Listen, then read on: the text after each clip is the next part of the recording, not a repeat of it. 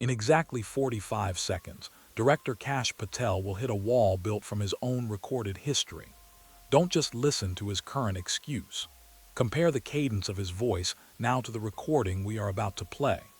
The contradiction isn't in his face, it's in the data. He thinks this is a routine inquiry. He is actually facing 6 direct quotes from December 2023 that make his current position mathematically impossible.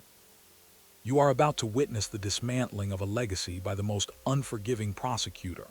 A time-stamped transcript. The air in the hearing room is thick with the scent of old paper and the hum of high-definition cameras, but the real weight is the stack of physical receipts sitting on the desk of Representative Jamie Raskin. We are looking at a collision between a public promise and a bureaucratic pivot. The subject is the Jeffrey Epstein Black Book. The target is the man who claimed he would bring it all to light. This is not a debate. This is a forensic audit of the truth. We begin with the baseline. Watch how Director Patel positions himself as the ultimate disruptor. He enters the frame with the posture of a man who has already won, using words like never and crystal clear to anchor his authority. He is attempting to set a boundary around the investigation from 2006, 2007, and 2008. He wants to talk about the past to avoid the pressure of the present. But listen to the shift. Representative Raskin is not asking about the old warrants. He is asking about the physical reality of the evidence seized from the Epstein mansion, the computers, the emails, the file cabinets, the financial records. Patel's defense is a standard procedural shield. He claims he has released everything the court has allowed. This is the first layer of the wall. He is hiding behind a judicial shadow, hoping no one has read the specific orders he is citing. He is counting on the complexity of the legal system to mask the simplicity of his previous promises. Now we introduce the first contradiction. Representative Raskin holds a single sheet of paper. It is a transcript from a previous public statement where Patel claimed total authority over the evidence. The hunter asks a simple question: which court are you talking about? This is where the baseline begins to crack. Patel attempts to pivot, asking if Raskin wants him to break the law. It is a classic logical fallacy, the false dilemma. He presents only 2 options: complete silence or criminal activity. But the receipt in Raskin's hand suggests a third option, the truth he already promised. The hunter moves in for the first strike, reminding the director that he previously stated the Black Book was under the direct control of the Federal Bureau of Investigation Director. The word control is now the battlefield. If he had control in December, why does he claim powerlessness in May? The data does not support the shift in narrative. To understand the weight of this deception, we must understand the scale of the data being withheld. We are talking about 300 gigabytes of digital evidence and 60,000 pages of physical documents. To the average person, 300 gigabytes is just a number. But in forensic linguistics and digital investigation, that represents a monolith of human experience. 60,000 pages, if stacked vertically, would reach the height of a 2-story building. Within those pages are thousands of metadata points, timestamps of emails, flight logs, and financial wire transfers. When a public official says they are releasing information in dribs and drabs, they are performing a process called data thinning. They are taking a mountain and giving you a pebble, claiming the mountain does not exist. The archival reality of the Epstein files is that they are a complete map of a global network. To withhold even 1% of that map is to render the entire investigation blind. We are not just looking at names. We are looking at the digital fingerprints of an entire era of corruption. This is the forensic weight that Director Patel is trying to shrug off with a 15-second soundbite. The timeline is the ultimate prosecutor. In 2023, the narrative was one of total transparency. The director was the hero of the disclosure movement, but look at the date on the current court filings. Raskin points out that the material in question is not a mystery to the Bureau. The hunter highlights the specific moment where the director's sentence structure collapses.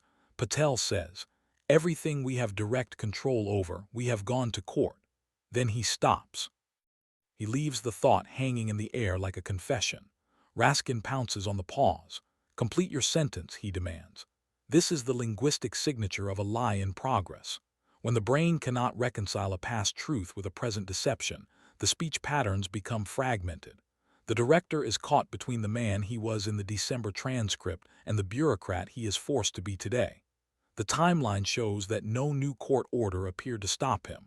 Only his willingness to follow through has changed. Watch as the director tries to redefine the word transparency.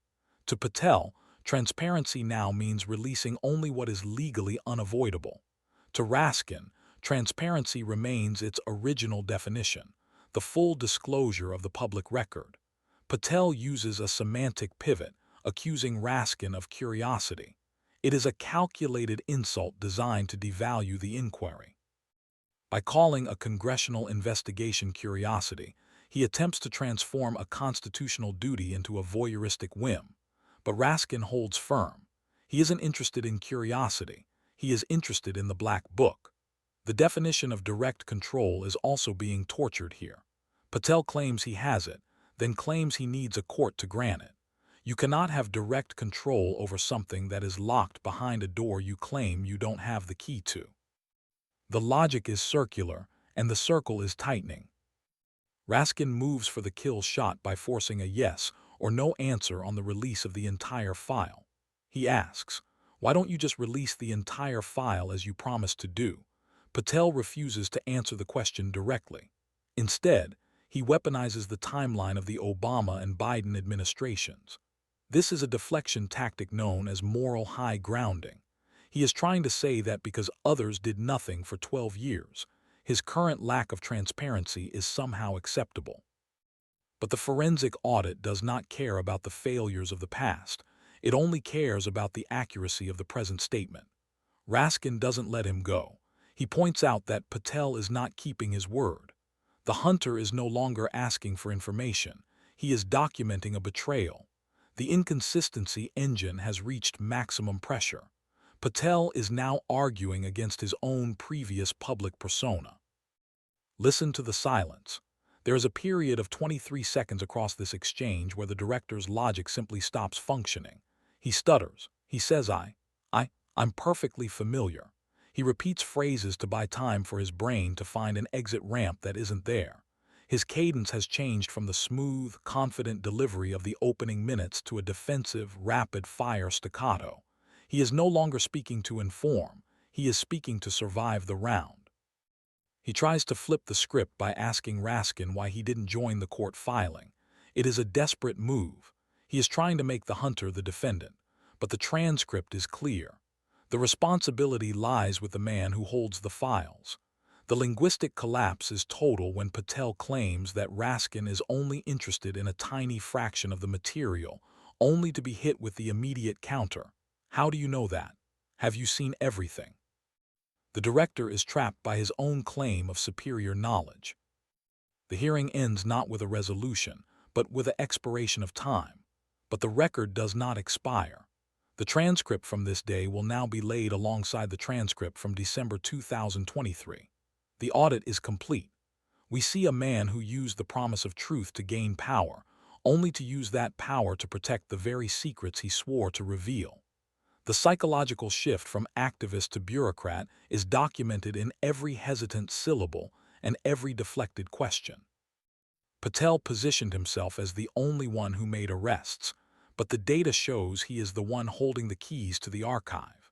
In the end, the physical receipts are the only things that remain. The words spoken in the heat of a televised moment fade, but the time-stamped reality of the Black Book and the digital files remains a monolith that no amount of circular logic can erode. The betrayal of public trust is not a single event. It is a series of linguistic pivots captured forever in the official record.